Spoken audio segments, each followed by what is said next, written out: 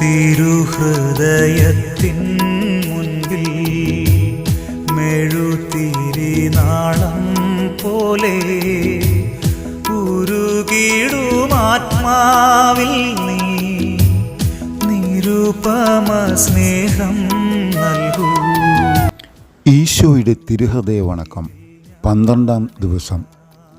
രാജാധിരാജനും എല്ലാ സൃഷ്ടികളുടെയും പ്രഭുവുമായ ഈശോയെ, അങ്ങേ ഞാൻ ആരാധിക്കുന്നു.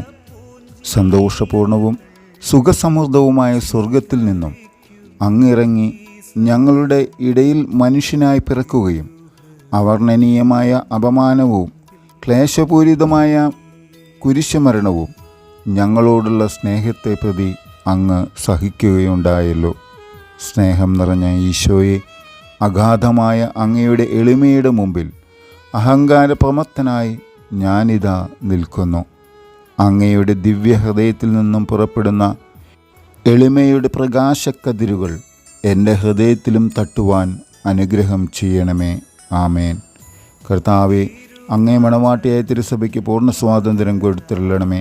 ഞങ്ങളുടെ പിതാവായ പരിശുദ്ധ പാപ്പായെ സംരക്ഷിക്കണമേ. എല്ലാവരും അങ്ങ് ഏക സത്യസഭയെ അറിഞ്ഞ് ഏക ഇടയൻ്റെ കീഴാകുന്നതിനെ വേഗത്തിൽ ഇടവരുത്തണമേ. നിർഭാഗ്യപാപികളുടെ മേൽ കൃപയായിരിക്കണമേ. ശുദ്ധീകരണ സ്ഥലത്തിലെ ആത്മാക്കളെ ആശ്വസിപ്പിക്കണമേ.